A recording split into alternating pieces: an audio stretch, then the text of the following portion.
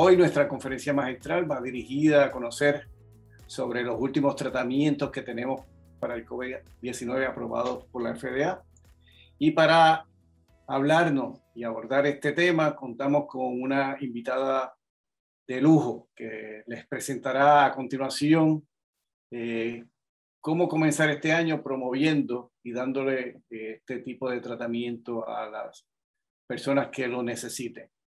Hoy me place presentar a todos ustedes a la doctora Iris Cardona, quien es pediatra y también infectóloga y cuenta con más de 30 años de experiencia. Ha laborado en diferentes centros de salud en Puerto Rico, como el Centro Pediátrico, el San Jorge Children's Hospital, y actualmente se desempeña como la primera o principal oficial médico del Departamento de Salud de Puerto Rico. Y realmente la situación de beneficio que tenemos en la isla con relación a las vacunaciones se la debemos al empeño que ha puesto Iris con relación a llevar las vacunas a todos los lugares en nuestro archipiélago. Sus intereses profesionales se centran en la salud de los niños y los adolescentes y en la inmunización como prevención de enfermedades, como lo estamos haciendo para el COVID-19. Ha sido galardonada con múltiples premios y en el 2017 se ganó el premio de campeonato de inmunización aquí en Puerto Rico. Sin más preámbulos, le cedo la palabra a la doctora Cardona, quien nos va a estar hablando sobre estos últimos hallazgos y las últimas medicinas que tenemos para el COVID-19. Para nosotros es un gran placer tenerla en el día de hoy, así que dejo con ustedes a la doctora Iris Cardona. Un placer y un privilegio, sobre todo, poder estar conectada con un grupo tan diverso e interesado, ¿no?, en los temas de actualidad. Voy a compartir mi pantalla con ustedes y vamos a hablar básicamente de los nuevos tratamientos contra COVID, la enfermedad COVID-19 provocada por el SARS-CoV-2. Antes de pasar las diapositivas que preparamos para todos ustedes, quería comentarles, ¿no? El coronavirus, el SARS-CoV-2 y la enfermedad provocada por este nos coge de sorpresas a todos los países del mundo hace cerca de 2 años.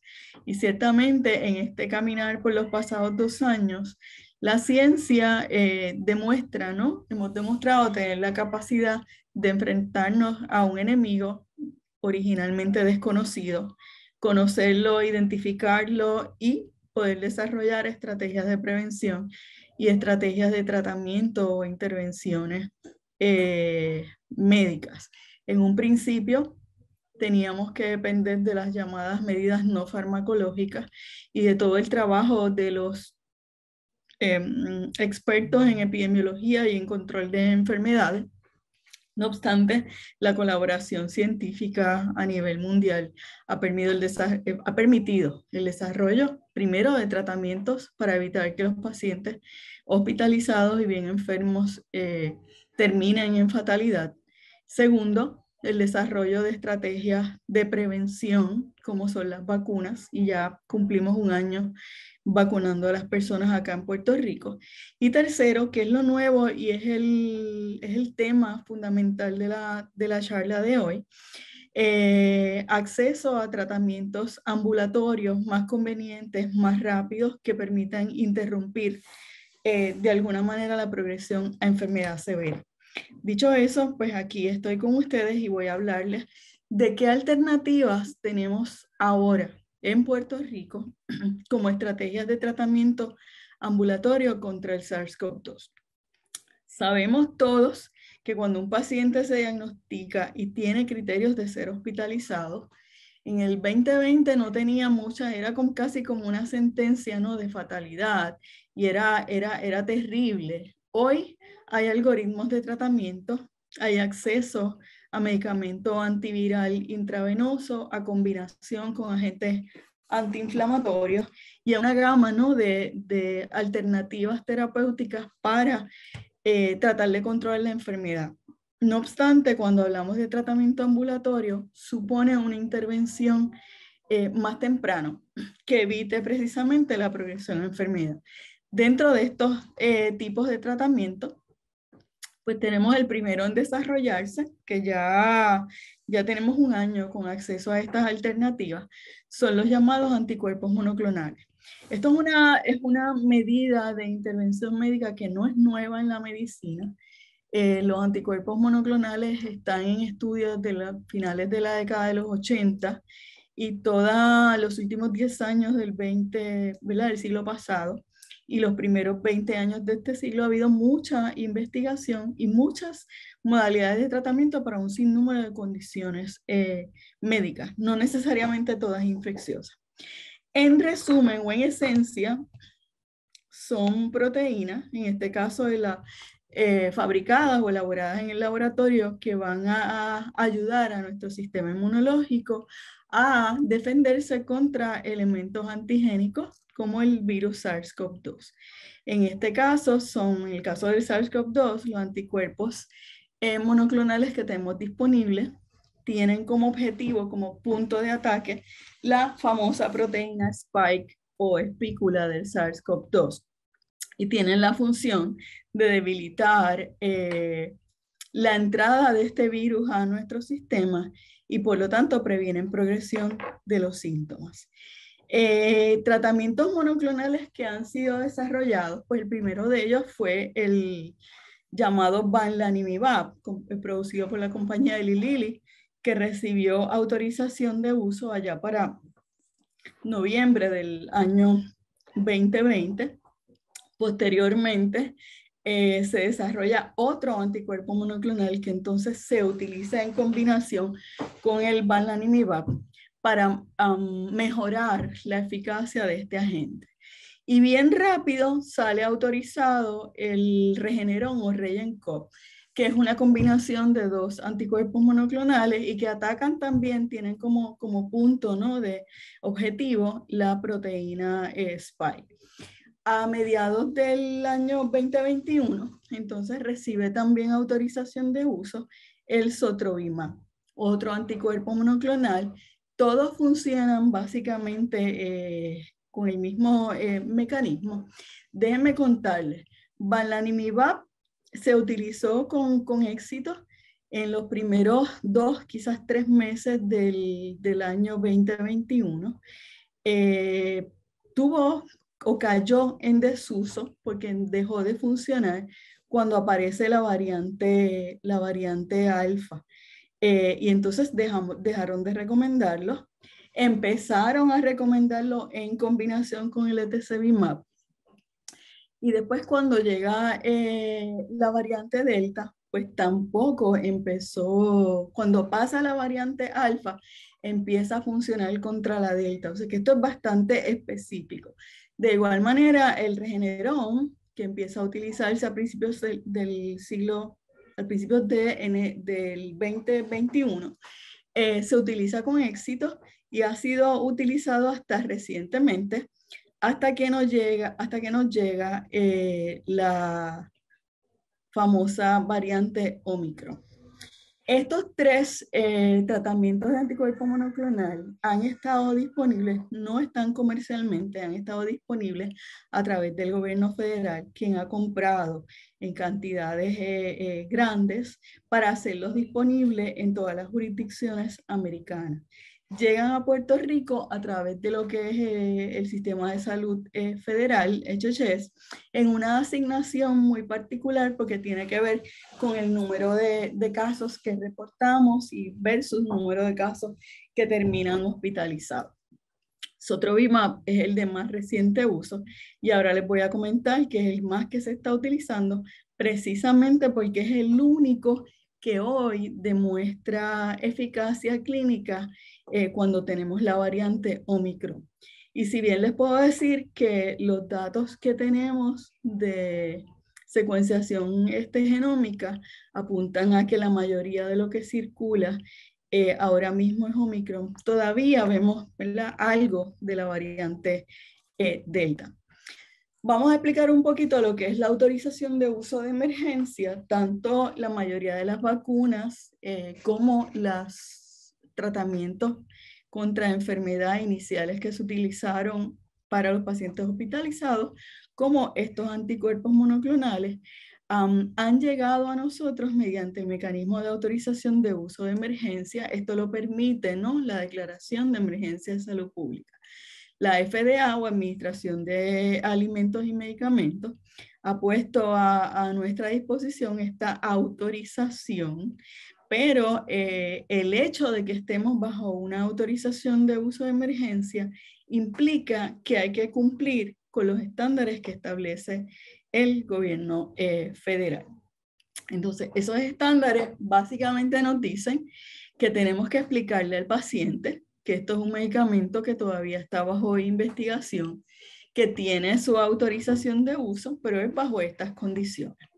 Entonces, hay lo que se llaman los criterios de inclusión, yo me gusta llamar los criterios de elegibilidad, que es identificar a aquel paciente infectado con SARS-CoV-2 o positivo a una prueba de detección viral para SARS-CoV-2 que tiene unas características o unas condiciones que lo hacen tener riesgo de progresión a enfermedad severa.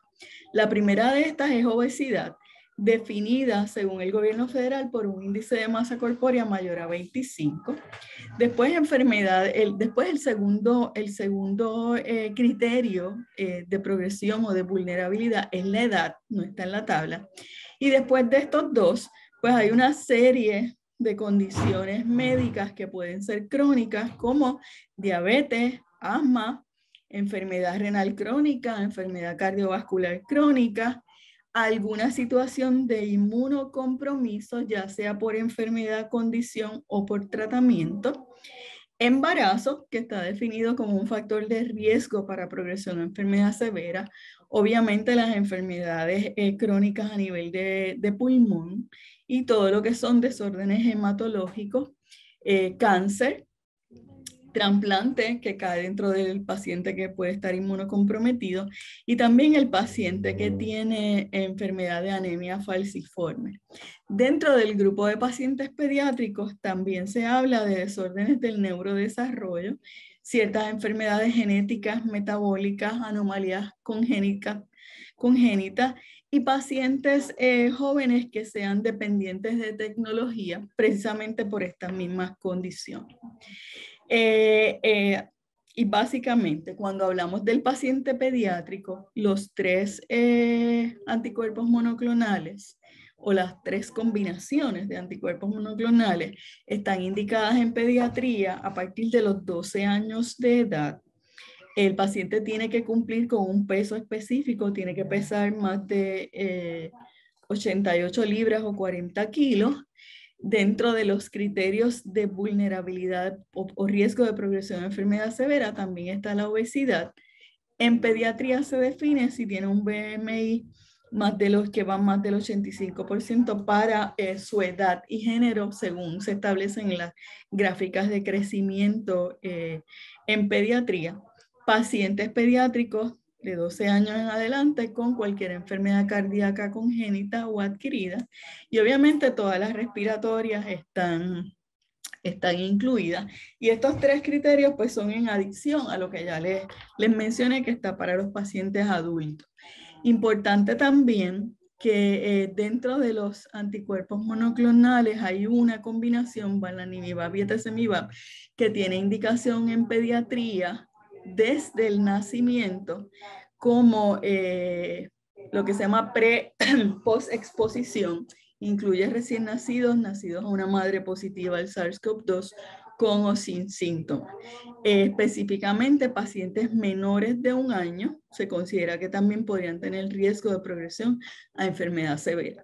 No obstante, si bien digo que tiene la indicación o tiene la autorización de uso por la FDA, tenemos una advertencia que en este momento, dado que circula predominantemente la variante Omicron, pues realmente la decisión clínica de ofrecer este anticuerpo monoclonal, la combinación de bamlanivimab y etesevimab, es una cuestión que hay que sopesar porque pudiera no tener un efecto si el paciente está infectado con Omicron. Incluso ese paciente pediátrico pequeñito.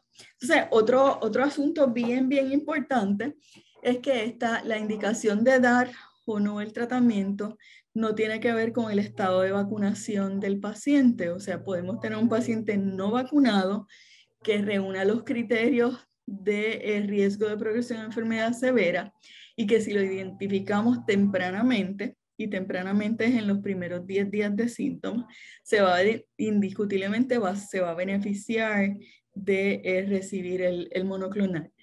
Pero de igual manera podemos tener un paciente parcialmente vacunado, que solamente ha tenido una dosis, o un paciente completamente vacunado, pero que tiene estos criterios, ¿no?, de riesgo para enfermedad severa, y también se podrían beneficiar de este tipo de tratamiento.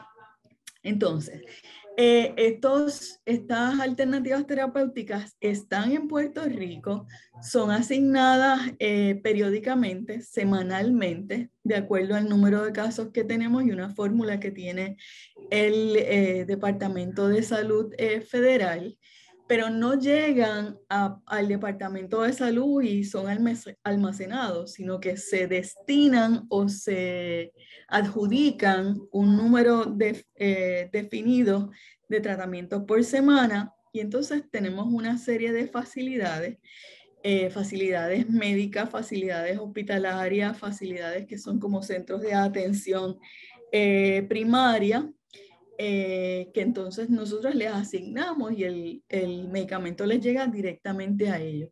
Tenemos también unas 4 compañías de infusión que dan servicio en el hogar, que también están colaborando con nosotros para hacer posible que esto llegue a los pacientes. Entonces, un posible candidato lo puede identificar el médico primario, lo puede identificar, ¿no?, algún médico que trate al paciente, así sea especialista o subespecialista. Pero también tenemos este programa con el sistema de investigación de casos del Departamento de Salud, donde el ejército de epidemiólogos que tenemos en los municipios también tiene acceso a estos criterios, y por edad o porque aparezca en la investigación que tiene X condiciones, puede sugerirle al paciente y referirlo directamente a un grupo de doctores que tenemos en el hospital regional o en el hospital universitario Ramón Ruiz Arnaud, que pueden determinar si el paciente está indicado a dar el tratamiento, y entonces lo vamos refiriendo según dónde viva y según dónde tengamos disponibles los tratamientos a una evaluación y se coordina la cita. Básicamente ese es el proceso que se ha implementado. Déjenme contarles que desde el enero del 2020 se han administrado sobre 4.400 tratamientos de este tipo, utilizando bamlanivimab, etesevimab, la combinación Regencov y ahora sotrovimab, con mucho éxito. Básicamente ninguna reacción adversa grave. Y prácticamente el 100% de los pacientes podemos decir que no progresaron a enfermedad severa, y a mí me gusta decir, ¿no?, que hicimos algo para salvar la vida de estos pacientes. Las facilidades que ahora mismo tienen o tenemos como opción para recibir estos medicamentos, pues tenemos un centro de infusión en la facilidad de ASEM, tenemos varios hospitales como el Ashford Presbyterian, como el complejo de hospitales IMA, en el área oeste el Hospital Bellavista, en el área de la montaña hospitales Menonitas de Aybonito y Cagua, en el norte tenemos en Arecibo, tenemos en Bayamón, en Carolina, tenemos hasta en el hospital o el 330 de la montaña allá en Castañer. Tenemos aquí, ven la lista de facilidades. Tenemos algunos hospitales que han establecido un sistema en su sala de emergencia. Recordemos que esto se le da a pacientes positivos para el SARS-CoV-2. Por lo tanto, hay que establecer, ¿no? un área donde el paciente pueda estar aislado del resto de los pacientes.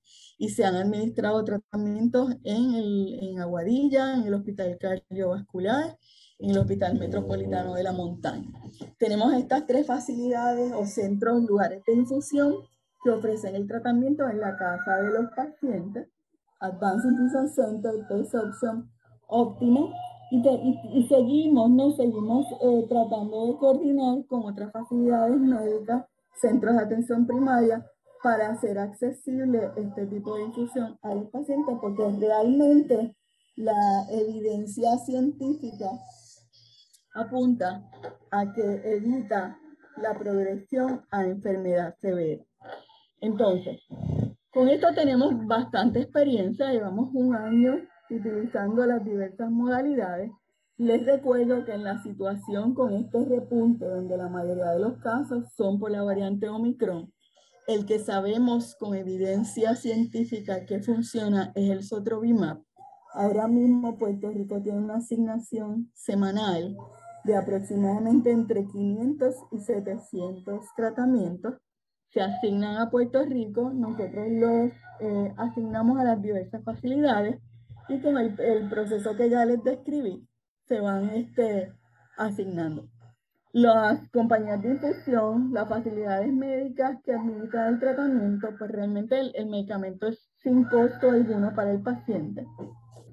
No obstante, se permiten unos cargos o una facturación, está autorizado por CMS, por el proceso de dar la infusión.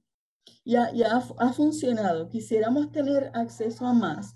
Quisiéramos que a veces fuera más ágil el proceso, pero ciertamente desde que aparece este repunte con Omicron allá no sé, a mediados de diciembre, incluso en este periodo navideño donde es más difícil accesar todo, logramos hacer intervenciones efectivas. Tenemos pacientes de hasta 105 años que recibieron el monoclonal en su casa y ciertamente la mejoría fue rápida y absoluta.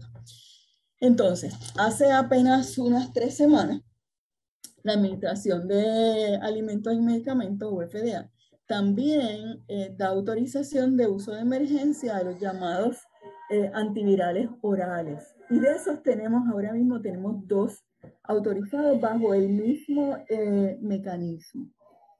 Los antivirales orales básicamente tienen un mecanismo de acción que lo que busca es interrumpir la replicación del virus en nuestro sistema. De esos hay 2, Paxlovid, lo hace la compañía Pfizer, y tenemos Molnupiravir, y ambos fueron autorizados su uso con diferencia de menos de 24 horas. Paxlovid es lo que se llama un inhibidor de proteasa. En este caso, inhibe la proteasa principal del SARS-CoV-2 y se da en combinación con otro inhibidor de proteasa que tenemos mucha experiencia usándolo en el tratamiento de pacientes con el virus de inmunodeficiencia humana. El segundo, Molnupiravir.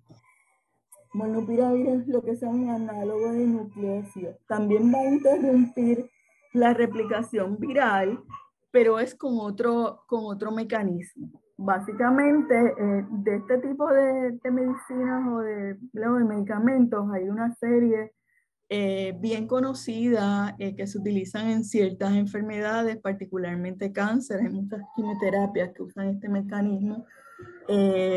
Hay medicamentos de esta clase para tratar hepatitis B. De hecho, el Remdesivir, que pues es lo que utilizamos para pacientes, ¿no? El antiviral indicado para pacientes hospitalizados, funciona de esta manera. Es también un análogo de nucleócido que inhibe o interrumpe la replicación viral. Básicamente sustituye una parte de las llamadas bases nitrogenadas, metiéndole un azúcar, y ahí se interrumpe esa cadena de reproducción viral. Vamos a hablar en detalle de Paxlovid. Como les dije, es el medicamento de Pfizer.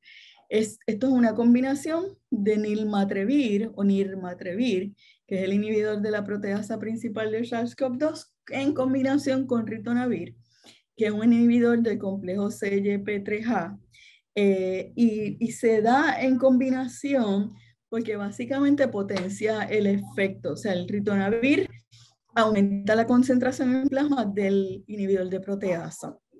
Y no tiene, si se diera solo, es una medicina muy usada, yo creo que incluso no es muy costosa, llevan más de quizás 20 años, 30 años utilizándola. No obstante, no tiene actividad contra el SARS-CoV-2, solamente se utiliza para potenciar el efecto del nirmatrelvir. Se dan en combinación, se tienen que dar juntos. Aquí es que va a inhibir la replicación viral. Y entonces hay unos criterios nuevamente de elegibilidad que se parecen mucho porque fundamentalmente son aquel paciente que por edad, por peso o BMI o por condiciones crónicas tiene riesgo de progresión a enfermedad severa en una infección con SARS-CoV-2. Incluye pacientes adultos y pacientes en la edad pediátrica a partir de los 12 años, pero de nuevo que pesen 88 libras o más, o el equivalente que son 40 kilos. En el caso de un antiviral oral, en la ventana de acción que tenemos, o sea, la ventana que tenemos para intervenir con esta modalidad son 5 días. Recordemos que el monoclonal pues puede ser en los primeros 10 días, pero con el antiviral oral son 5 días. El paciente debe estar positivo, esto no es preventivo, no es para el paciente que se expuso o la persona que se expuso. Un paciente con prueba viral, ya sea PCR o prueba de antígenos positiva al SARS-CoV-2, que tenga algún síntoma definidos como síntomas leves o moderados y que tenga la presencia de factores de riesgo para desarrollo de enfermedad severa. La dosis, pues básicamente la pastilla de nirmatrelvir tiene 150 miligramos, la de ritonavir es de 100 miligramos y el paciente o la persona se tiene que tomar 2 pastillitas o 2 tabletas de nirmatrelvir en combinación con una de ritonavir. Se tienen que tomar a la vez, simultáneamente, 2 veces al día por 5 días.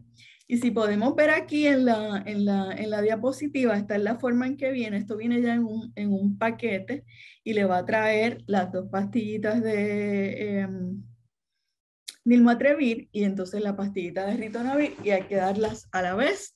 Se debe completar el curso de tratamiento de 5 días. El paciente debe seguir aislado por el periodo que recomienden los epidemiólogos. Pues esto no es que me tomé la medicina ya al 4º o 5º día me puedo ir por ahí a la calle. No, todo lo demás.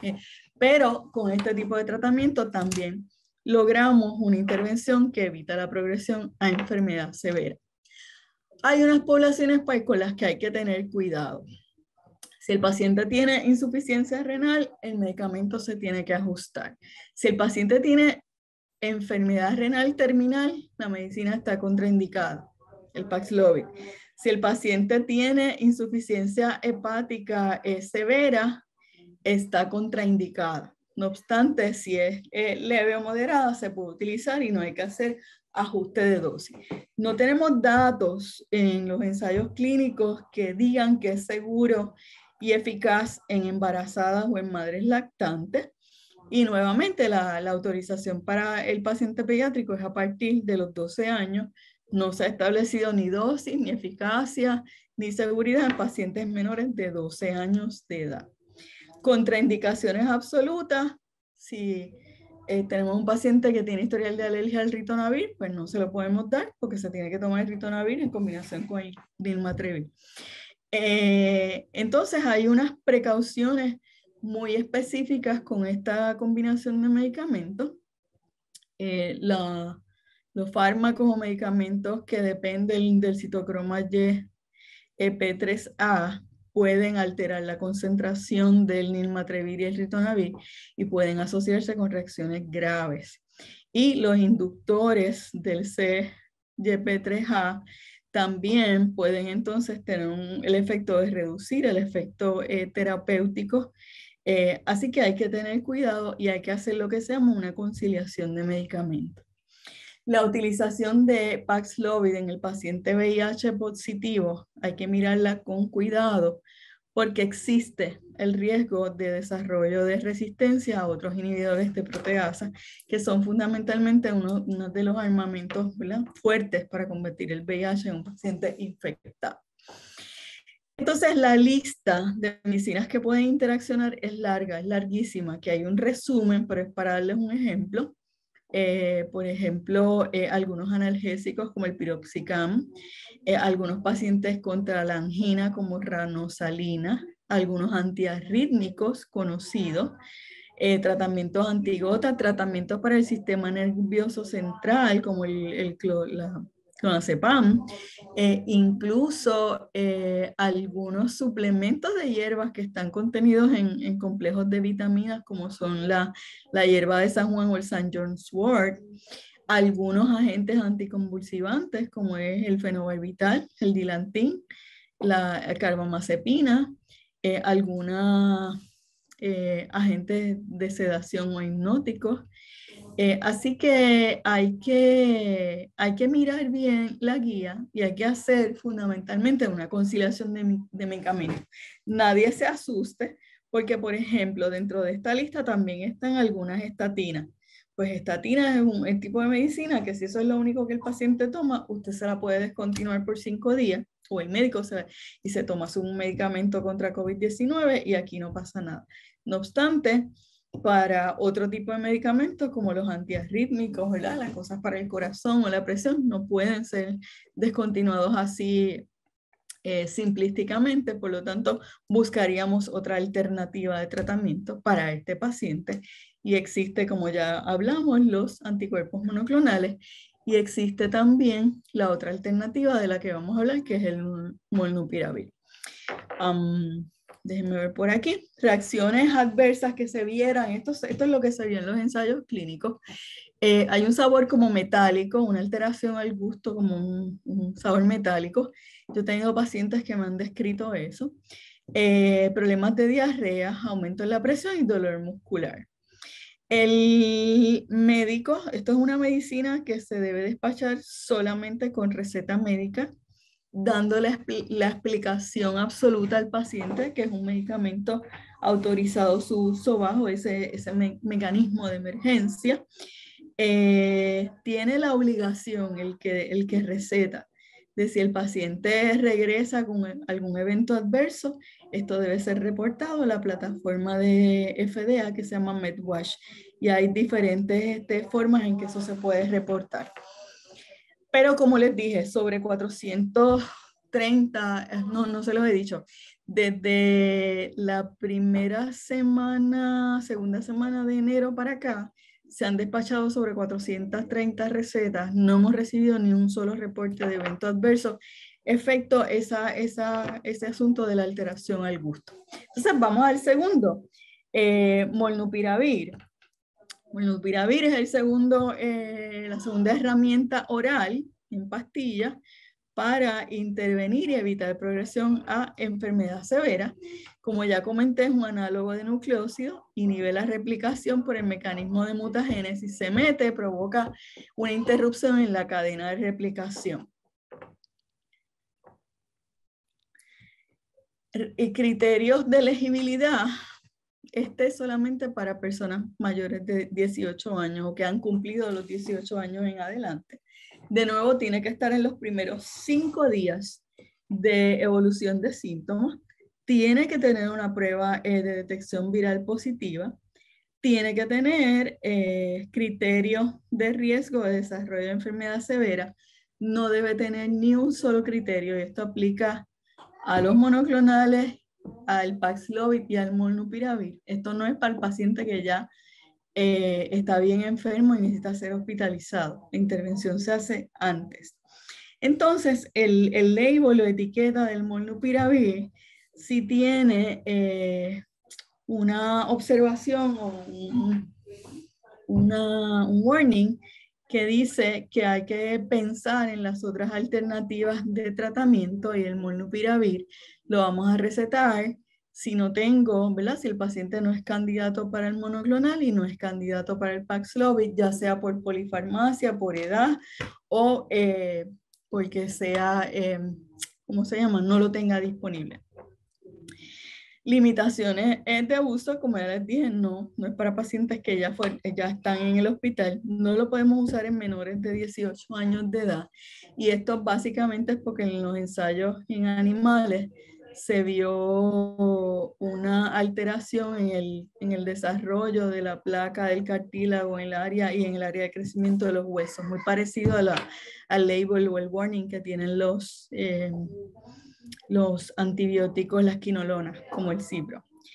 No se va a utilizar en un paciente expuesto que no esté positivo, ni tampoco como prevención porque me voy de viaje o ese tipo de cosas. La dosis son 800 miligramos 2 veces al día o cada 12 horas por 5 días. La tableta viene de 200 miligramos, por lo tanto el paciente tiene que tomar 4 tabletas cada 12 horas por 5 días.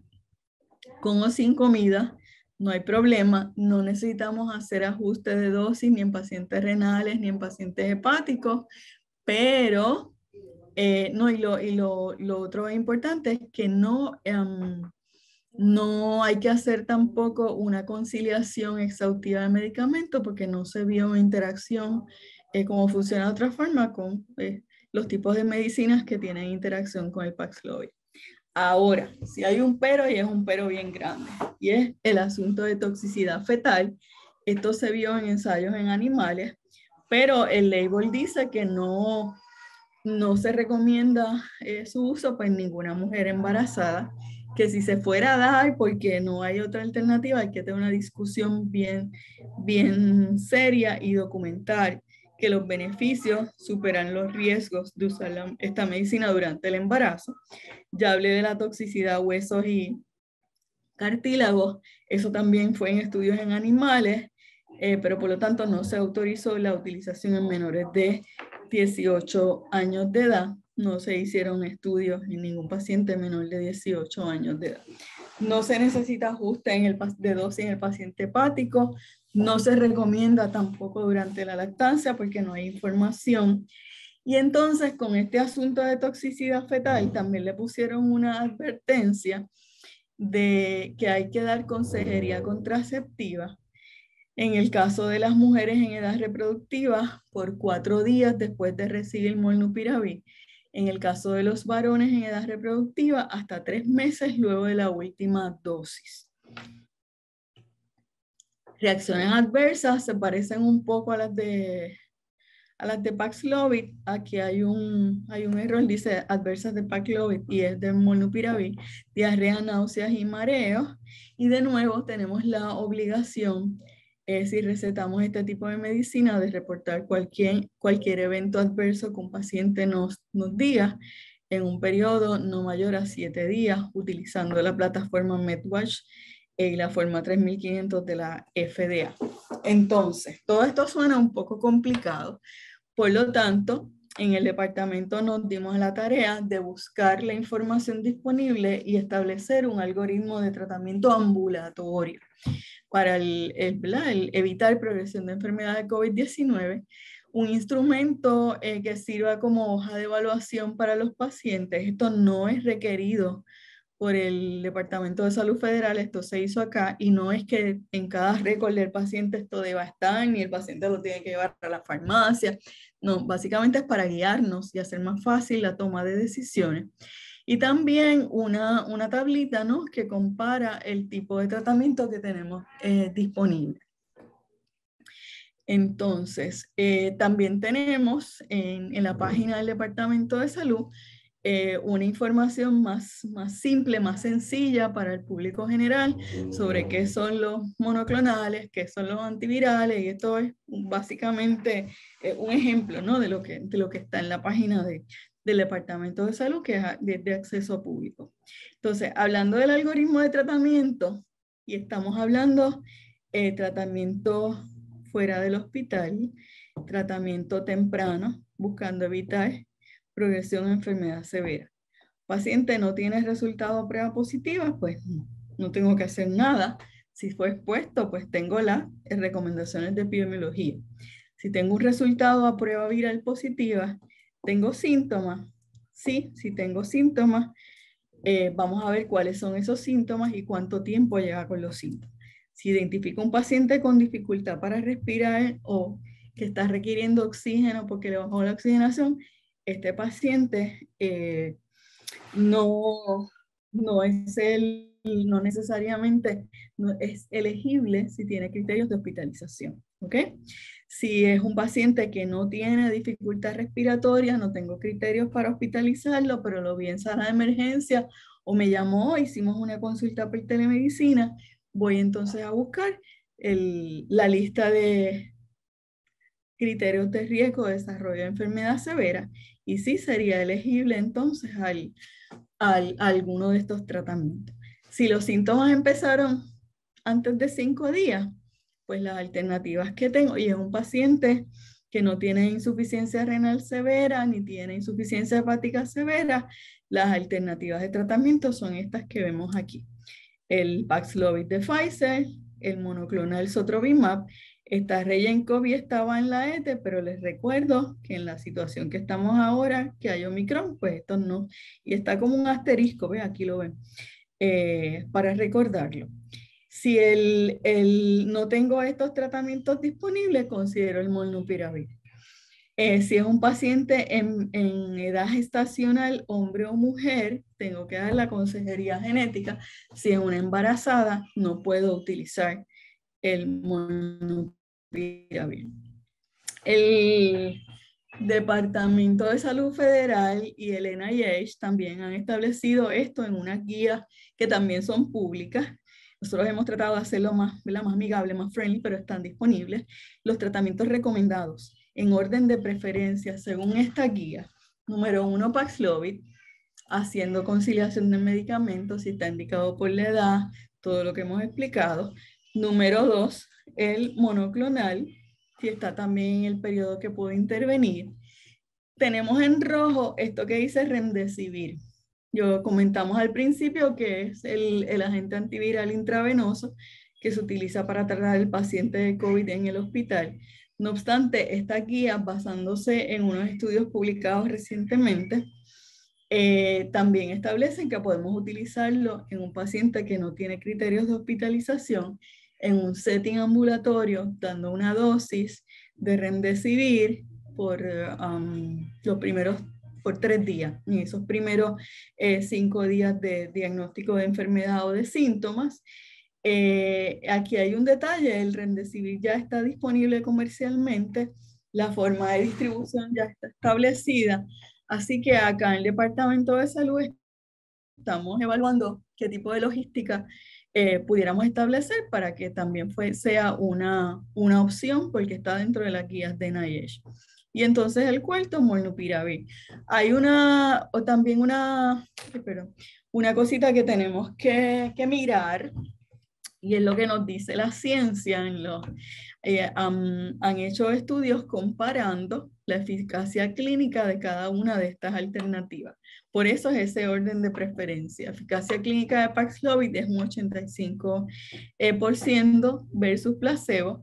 La de Sotrovimab, 88%, Sotrovimab 85%, Remdesivir, fíjense que el estudio o los estudios publicados lo llevan a 87%, pero está ese asunto de establecer la logística, porque no vas a hospitalizar al paciente para recibir esto por 3 días. La idea es mantenerlo fuera del hospital. Y entonces el molnupiravir, y esa es otra de las razones por las que lo ponen como última alternativa, la eficacia clínica fue de un 30% versus placebo. Identificación del paciente que cae con los criterios de alto riesgo es importante. No obstante, también las guías nos dicen que si tenemos recursos limitados, ciertamente la asignación de ninguna de estas medicinas es ilimitada. En el caso de los monoclonales, ahora mismo tienen alta demanda en todas las jurisdicciones americanas. Y en el caso de los antivirales, particularmente Paxlovid, la producción no ha engranado completamente, por lo tanto, no es ilimitada la disponibilidad que tenemos ni nosotros ni ninguna otra parte de Estados Unidos. Así que también tenemos unas guías para de alguna manera establecer prioridad. en términos de quién se beneficia más de este tipo de intervención. Determinar si el paciente, el estado inmunológico del paciente y el inmunocomprometido tiene prioridad sobre el inmunocompetente. La edad, como yo mencioné al principio, es otro de los factores importantísimos. A mayor edad, mejor el beneficio, o sea, mejor el beneficio de la intervención.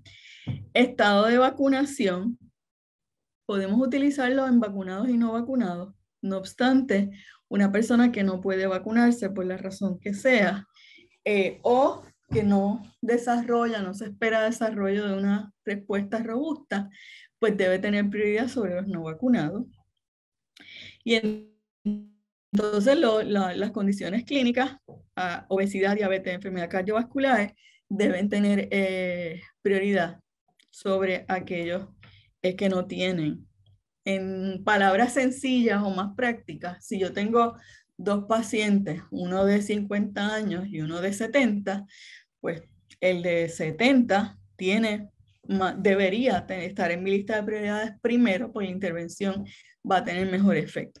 Si yo tengo dos pacientes de la misma edad y uno tiene un BMI, qué sé yo, de 40 y el otro tiene 26, pues el que está obeso tiene mayor riesgo de progresión a enfermedad severa, por lo tanto debo buscar, si tengo que tomar la decisión en el orden en que lo voy a... No quisiéramos estar en eso, pero hasta que el suplido no sea mejor, pues a veces estas decisiones también hay que tomarlas. Entonces, esta es otra de las promociones que tiene la página del Departamento de Salud, se establecen bien los criterios de elegibilidad y te lo dice bien, bien claro. Tenemos también esta gráfica donde nos establece la comparativa de en qué tipo de paciente, ya sea por edad, por estado de vacunación, si tengo la prueba, lo que necesito para definir el tratamiento de anticuerpo monoclonal y en quién estaría indicado. Recordando que en el escenario de Omicron debemos utilizar Sotrovimab siempre que se pueda. Entonces aquí ustedes ven cuatro tratamientos monoclonales, no les he hablado del Evusheld. La razón por la que no les he hablado es que esto tiene una indicación muy particular. Todavía no ha llegado a Puerto Rico, lo esperamos a finales de esta semana o la semana próxima. Pero Evusheld es una combinación de dos monoclonales que se dan en forma inyectable, pero que es para el paciente que no es positivo al SARS-CoV-2, pero que tiene riesgo de, si se infecta, desarrollar enfermedad severa. O sea, es una profilaxis pre-exposición en pacientes de riesgo, fundamentalmente pacientes inmunocomprometidos. Puerto Rico ya tiene una asignación, solo que no ha llegado, y este se va a destinar a pacientes de trasplante, pacientes de cáncer, pacientes en tratamientos de biológicos o ciertos pacientes con HIV. Y se están haciendo todos los arreglos para buscar tenerlo disponible en los centros de atención a este tipo de pacientes. Esto de nuevo está en buen español, es información para el público general y está en nuestra página.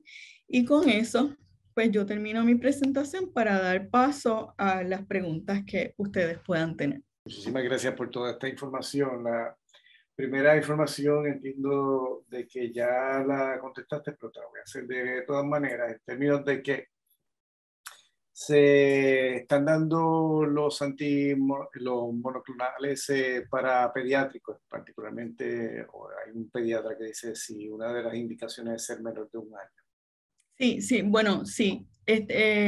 Sotrovimab está indicado en mayores de 12 en adelante. Bamlanivimab, Bevacizumab es el único que tiene indicación por debajo de los 12 años. Se puede utilizar, de hecho hemos dado algunos, yo no creo que lleguemos a una docena en el último mes, hemos dado 3 o 4. Está indicado, pero les recuerdo que hay que tener la discusión con el paciente porque si la infección es con Omicron, pudiera no tener una eficacia clínica, eso es lo que dicen los estudios. No obstante, si un paciente de bien alto riesgo, ante no darle nada, si el médico dice, no, yo se lo quiero dar, pues está disponible. Y si es pediátrico y también preguntan dónde se pueden estar dando estos tratamientos para estos niños. Pues tanto compañías de infusión han atendido a pacientes pediátricos como las diversas facilidades. También el Hospital Pediátrico dio una infusión de esta recientemente. El Hospital Presbiteriano también nos ha dado, el de Bayamón. O sea, depende de que lo que queremos es que sea fácil para el paciente. Pero Así que el médico se debe comunicar con ustedes el en el Departamento de Salud. Sí, mire, tenemos en el portal, tenemos también una dirección electrónica que es tratamiento MAB de monoclonal antibody salud.pr.gov o @salud.pr.gov, debí decir. Tenemos un equipo de 4 personas, o sea, no es ilimitado tampoco, que buscan facilitar y ellos tienen acceso a ver dónde hay. Si tengo un paciente del ARES y sé que tengo disponible en Arecibo, hacemos la conexión con el hospital de Arecibo. Hemos tenido situaciones como el 31 de diciembre que no teníamos mucha gente trabajando y los dirigimos al setting que Salud controla muy bien, que es el hospital universitario Ramón Ruiz Arnao. Pero las compañías de infusión van a la casa y atienden todo tipo de pacientes. Hemos tratado pacientes de 100 años hasta de 105 años con éxito. Wow. Muy bien. Una pregunta es que ese fue el doctor Marco Justiniano. Tenemos también la doctora Wendy Matos que está preguntando si estos medicamentos van a ser pagados por las cubiertas médicas o serán libres. Bueno, por ahora la medicina es gratis hasta que el gobierno federal diga lo contrario o se dé una aprobación completa por FDA y vaya comercial. El gobierno federal lo sigue comprando y lo asigna a cada jurisdicción. La compañía de infusión o el setting hospitalario o facilidad médica puede facturar al seguro médico por la administración. De igual manera, los antivirales orales, la farmacia lo despacha sin costo para el paciente, pero le puede facturar ese ejercicio, ¿no? De dar la orientación y el despacho al seguro médico, sea el seguro del gobierno o sea un seguro privado.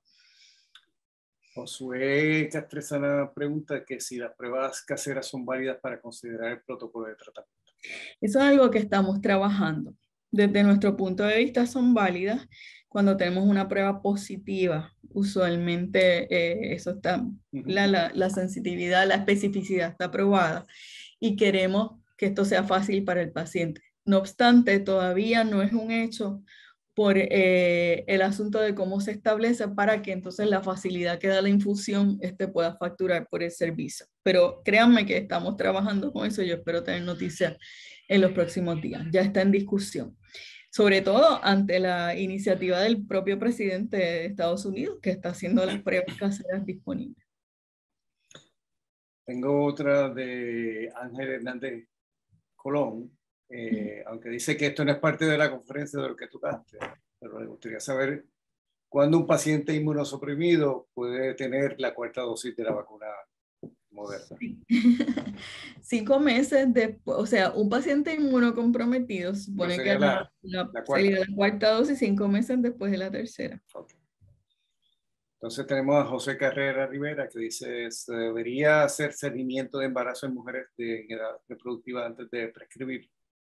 No está definido como que hay que hacerlo, pero sí dentro de las guías. Yo los invito a todos a buscar la autorización de uso de emergencia y la hoja que hay para profesionales de la salud, que nosotros las hemos puesto en la página, en el portal de salud, y las hemos, ¿verdad? La pusimos en español, hicimos la traducción con las preguntas más frecuentes. No dice que usted tenga que hacer seguimiento con prueba de embarazo. Es una buena práctica, pero sí dice que se debe hacer un ejercicio de eliminar la posibilidad buscando el ciclo menstrual, el historial de menstruación y dando esa discusión hay que tenerla con el paciente. Si no, es mejor no recetar. Entonces también tenemos de José Carrera Rivera, ya está. De Edwin Rodríguez, que si nos puede recordar cuáles son las dosis de los anticuerpos monoclonales.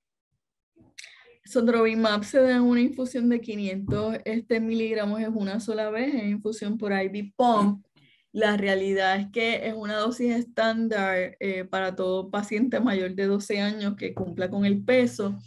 El Regencop que viene en combinación, la verdad es que no tengo exactamente los miligramos, pero es una sola dosis también. El que cambia es el Bamlanivimab en el paciente menor de 12 años, que hay una guía de dosis, particularmente para los menores de 1 año, y tiene que ver con el peso del paciente. Me gustó mucho que lo que hiciste con la parte de la logística para dar los medicamentos. ¿Tienen algo pensado en términos de las interacciones de los medicamentos, particularmente para...? Nosotros hicimos una guía. Una guía es un documento, no sé, de 10, 12 páginas, 20 páginas, guía para el Paxlovid, guía para el Molnupiravir. Está pública, está en la página, la hemos compartido con los compañeros del Colegio de Médicos y con todas las agrupaciones, la Sociedad de Pediatras, la Sociedad de Infectólogos, de Neumólogos, están disponibles, aparte de que se hizo un curso específico para los doctores. Y entonces ahí está la tabla de interacciones. Es que la de Paxlovid es grande, la de Molnupiravir no tiene básicamente interacciones conocidas. Y entonces la toma de decisiones clínicas, pues depende, por eso yo digo, hay que hacer conciliación y esto lo debe recetar el médico del paciente o el que conozca. No tiene que ser el cardiólogo, pero debe conocer al paciente. Yo creo que ahí vamos a tener que hacer como una cápsula de este tipo de interacción con los farmacéuticos y con ustedes Nosotros dimos una presentación parecida a la de los doctores a la Asociación de Farmacias de Comunidad y el próximo lunes tenemos entonces con el Colegio de Farmacéuticos. Sí, sí, porque es importante que ellos también estén enterados de todo lo que tenemos al momento. Aquí me pregunta también si está recomendado ya la 4ª dosis a los 5 meses de la 3ª para condiciones médicas como edad, artritis y sobrepeso. Imagino que si es más de 65 años. Sí. Inmunocomprometido, o sea, la 4ª dosis hasta ahora es como dosis de refuerzo para un paciente inmunocomprometido que recibió la serie primaria de 2 dosis y la dosis extra de inmunocomprometido. Fuera de eso todavía no hay indicación. Pregunta aquí, no le puedo coger el nombre, pero me dice que una persona que tuvo la dosis con la de Johnson & Johnson y le dio COVID, ¿cuánto tiempo puede esperar para ponerse la próxima dosis? Si no recibió tratamiento monoclonal, una vez pasen los 10 días del aislamiento y obviamente esté libre de síntomas. Así que rápido, no es como antes que se esperaban, no, como 3 meses para... Se dijo al principio, pero no. El único que tiene que esperar los 3 meses es aquel que recibió anticuerpo monoclonal, porque hay un riesgo teórico de interferencia entre lo que va a ser la vacuna y ese anticuerpo que está circulando todavía. Y el otro importante mencionar para los pediatras es aquel paciente que ha tenido el síndrome de inflamación multisistémica, porque se sabe que este tipo de pacientes tienen una gran cantidad de anticuerpos circulando. Entonces, poner la vacuna no necesariamente va en favor del paciente. Y el periodo de espera también es 90 días. Y ahí se ha visto, aquí en Puerto Rico, en Estados Unidos, se ha tratado los medicamentos nuevos también con monoclonales. Ha habido esa... O sea, si se le da primero el medicamento oral y después, si no... No, la combinación no hay una guía que establezca eso. Y tengo que decirle que si bien es cierto, yo no he seguido yo no he atendido a ninguno de estos pacientes. Nuestro trabajo es hacer la coordinación. En las sobre 400 recetas despachadas de Paxlovid y las 200 de Molnupiravir no hemos tenido, el resultado es muy bueno para el paciente. Los que me han llamado, los conocidos que me han dicho, les ha ido muy bien, se mejoran rápido. tenemos más experiencia con los anticuerpos monoclonales y también ahí sí tenemos un sistema de seguimiento, el mismo grupo que hace las coordinaciones y tampoco hemos visto, creo que vimos un paciente que le dio rash y unos 2 pacientes allá cuando se usaba el Regencop y empezó a llegar, cuando se usaba Bamlanivimab y llegó la Delta, que el mejor era Regencop. Tuvimos pacientes que no les funcionó, no mejoraron tan rápido. Pero la experiencia que se tiene, sí, yo podría decir que es anecdótica de mi parte, muy buena. Okay. El doctor Rafael Luzardo pregunta que si ya el Departamento de Salud ha aprobado la 4ª dosis para estas personas inmunocomprometidas.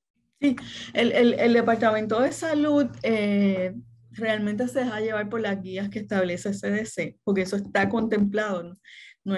Si miran bien el EUA, cuando vamos a poner una vacuna, el EUA dice que tiene que tener la autorización de uso de emergencia y que tiene que estar autorizada la recomendación oficial de CDC. Tan pronto CDC publica, que nosotros nos llega rapidito, las guías salen inmediatamente y eso de esa 4ª dosis ya eso salió. Ya está en lo que se llama consideraciones clínicas para vacunas de COVID-19. Tenemos una página que se llama vacunatpr.com. Ahí lo que encuentran es información de vacunas y están todas nuestras presentaciones. Perfecto. Así que Walgreens, CBC, los grupos que están vacunando, los pediatras, todo el mundo sabe cuando... Bueno, todos deben saberlo, todos han recibido la información de parte del Departamento de Salud. Yo puedo decir que tenemos sobre 900 proveedores del servicio de vacunación, incluyendo pues, las farmacias, los hospitales, pero dentro de una misma farmacia hay varios empleados, ¿verdad? Varios profesionales de salud, debo decir, que vacunan. Sí se nos ha dado el caso que alguno puede no estar al 100% al día, nos hacen la consulta, contestamos rapidito. Yo lamento si alguien lo viran y le dicen no todavía, porque no es correcto. Nosotros recibimos la recomendación de CDC e inmediatamente bajamos las directrices. Muchas veces lo hacemos si sale a las 7 de la noche, ya a las 7 de la mañana está compartida la información con nuestros proveedores. Pregunta Mari Carmen desde Facebook, estamos en vivo también en Facebook, que si hay que descartar la presencia de IgA antes de administrar los monoclonales. No. La verdad es que no creo que exista eso, no. Así que no creo que tenga alguna pregunta adicional. Elizabeth me está enviando por WhatsApp todas las que están llegando de Facebook. ¿Alguna recomendación adicional para estos momentos? Por lo menos yo voy a dar una, que aquellos padres que tengan niños de 5 a 11 años los lleven a vacunar durante este fin de semana, porque comienzan el lunes y todavía necesitamos muchos nenes que se vacunen. Sí, eso es importantísimo. Y aquellos que ya les toca la dosis de refuerzo, estoy hablando de toda la población de 12 años en adelante, que llevan más de 5 meses desde que recibieron su segunda dosis, deben vacunarse. Aquellos que tienen el compromiso del sistema inmunológico, como hayamos dicho, ya está recomendada y autorizada la dosis extra. Recordemos, esto es bien importante, esa 4ª dosis, aunque hay mucho ímpetu, mucho impulso, mucha búsqueda de información de lo que hacen otros países. Yo creo que el consenso científico todavía no avala el uso de una 4ª dosis para la población general, independientemente de lo que esté haciendo Israel. Veremos, el tiempo nos dirá si eso es necesario, versus si es más importante reformular la vacuna, que esa es otra discusión que se está dando.